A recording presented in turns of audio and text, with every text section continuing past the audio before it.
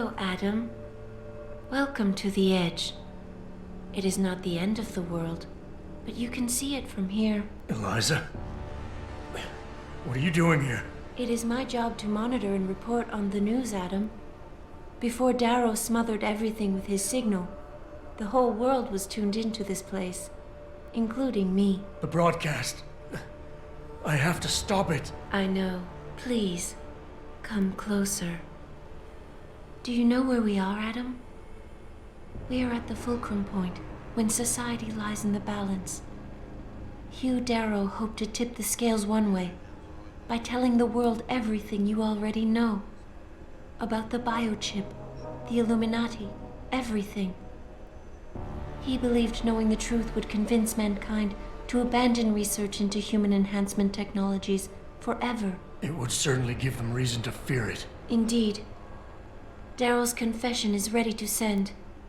If you want, I can wideband it across all media as soon as you shut down the signal. Everything you worked so hard to uncover will be exposed. But only if you deactivate the broadcast using this control. However, if you desire, I can alter Darrow's message. Conceal the creation of the biochip while putting in new content. Content blaming the humanity front, like Sarah suggested. The organization has already admitted to harboring terrorists. It would be easy to convince people they turn to biological warfare in a more desperate attempt to get rid of augmented people. But why? What would that achieve? In time, it could shift the focus of hatred onto people whose prejudices are seen as too extreme, leaving corporations free to experiment with human evolution as they desire. But if you want me to perform this edit for you, you must disengage the signal and activate the video edit function from here. Alternatively, Darrow's message can be adjusted to erase all mention of the power group known as the Illuminati. I can report that lack of proper regulation allowed vast quantities of neuropozyne to become contaminated prior to reaching the market. Taggart's preference. You think the world will buy a made-up story about neuropozyne poisoning? You might be surprised by what people believe. I can convince them. And having experienced the negative effects of corporate negligence firsthand, a majority of people might force the world to place harsh restrictions on all human enhancement research. But only if you disengage the signal and activate the video edit function from here. Of course, there is another option. This passage leads to Panchaea's pressure regulation controls. Destroy them and the installation will cave in on itself, overwhelmed by the weight of the ocean pressing against it. Everyone inside the structure will die. That's a solution? No one will be left to tell the world what happened, Adam. Nobody will be able to spin the story. Including me. The choice is yours. Do you believe you have the wisdom to choose an appropriate future for mankind? Or do you trust mankind to find the answers on its own?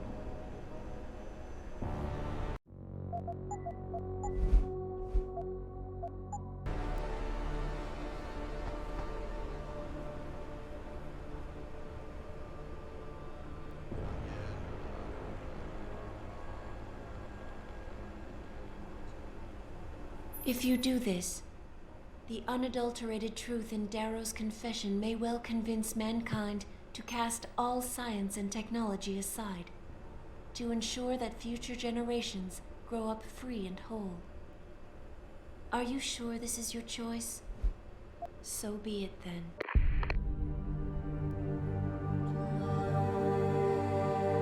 Albert Einstein said, technological progress is like an axe in the hands of a pathological criminal. It took me a while, but I finally see his point. How often have we chased the dream of progress only to see it perverted? More often than not, haven't the machines we built to improve life shattered the lives of millions?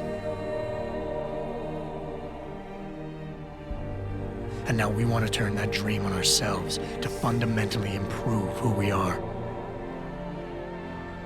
Experience has shown me how dangerous that can be. How many times in the call of duty Did I almost fall into the trap of taking shortcuts, abusing my abilities or the resources at hand? I resisted. Barely at times, because I valued human lives and considerations. Can I truly despise others who fall? Technology offers us strength. Strength enables dominance, and dominance paves the way for abuse. Darrow understood this. He knew that using technology to become something more than we are risks losing our ability to love, aspire, or make moral choices. The very things that make us human. It also risks giving some men the power to make others what they choose, regardless of the cost to human dignity. The suffering Darrow inflicted is not the end of the world. It is merely the seed for change. And change never comes without pain.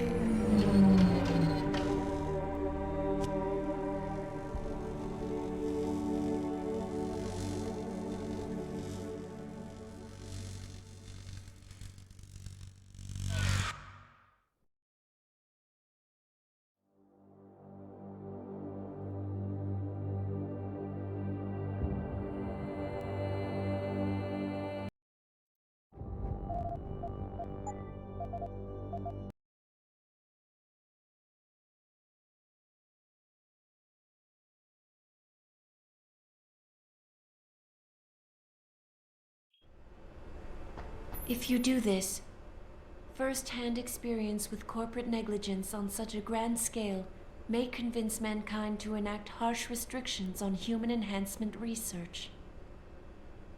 Are you sure this is your choice? So be it then. Freedom. To those who don't have it, it's more valuable than gold. But where should it start and end?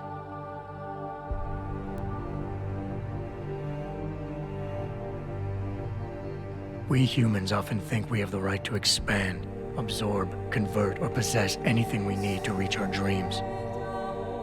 But time and time again, hasn't this led to conflicts with others who essentially believe the same thing? Looking back on the challenges I faced, at the way I often resolve them, I realize morality can become our saving grace.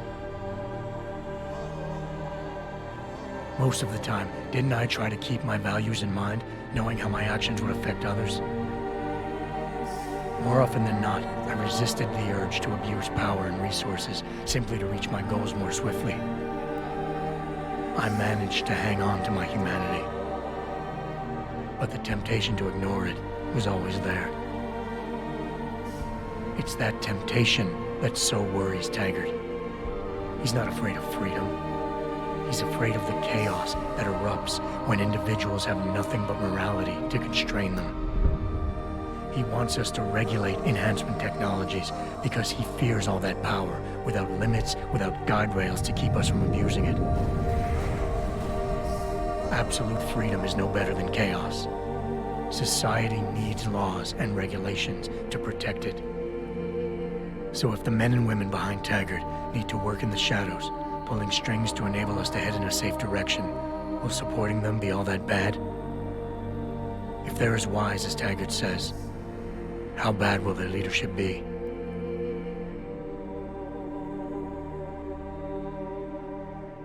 I just hope they stand by what they say.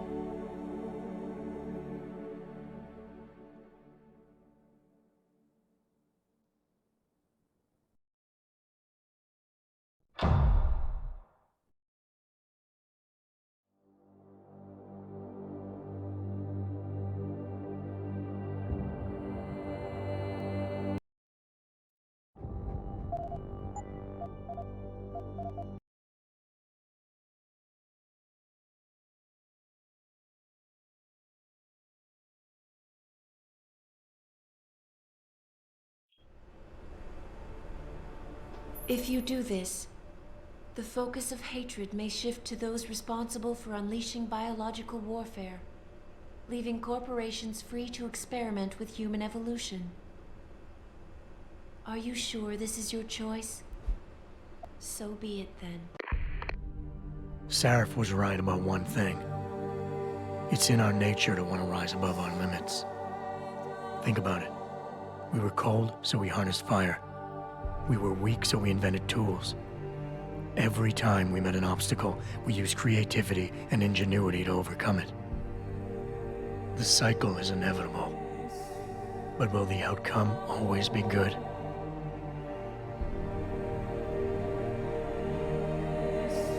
I guess that will depend on how we approach it. These past few months, I was challenged many times. But more often than not, didn't I try to keep morality in mind, knowing that my actions didn't have to harm others? Time and time again, didn't I resist the urge to abuse power and resources simply to achieve my goals more swiftly? In the past, we've had to compensate for weaknesses, finding quick solutions that only benefit a few.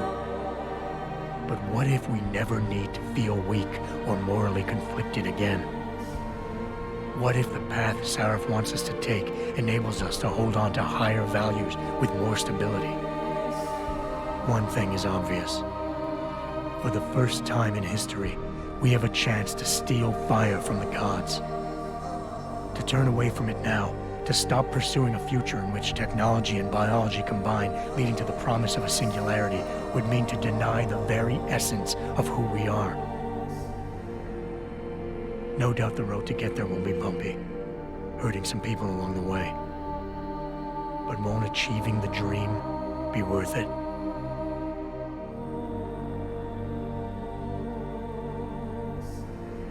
We can become the gods we've always been striving to be. We might as well get good at it.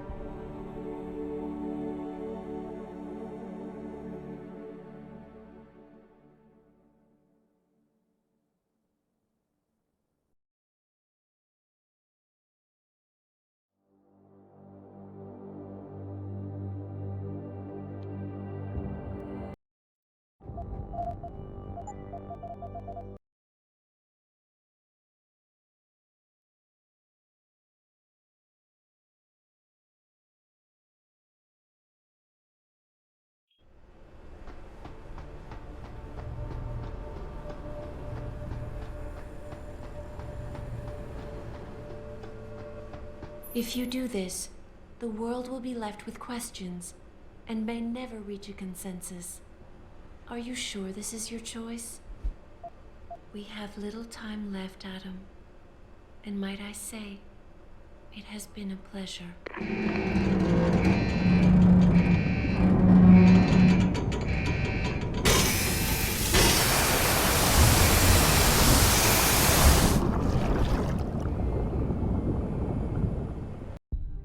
Do I trust mankind to save itself? That's what Eliza was asking. The truth is, I don't know.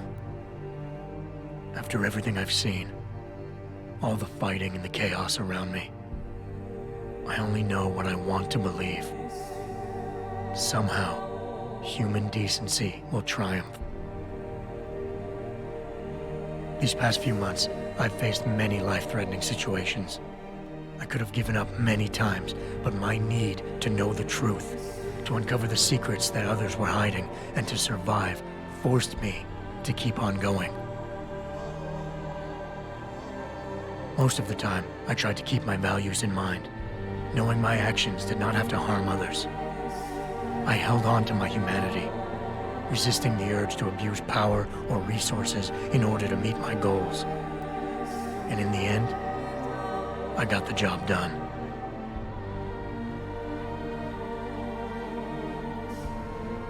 But does this mean I have the right to choose for everyone?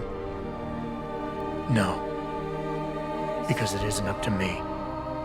It isn't up to Darrow, Sarif, or Taggart either. Ordinary men and women will have to decide together what course mankind should take. The kind of people who time and time again have picked and chosen the future in highly practical ways, slowing change when it's negative, speeding it up when it's good. Can they do it again? I don't know.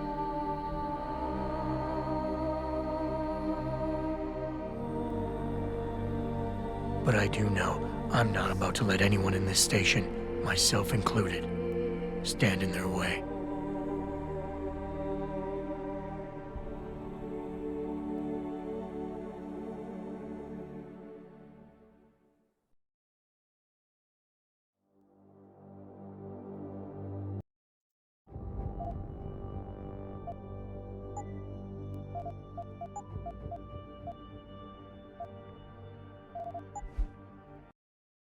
Yay, we did it!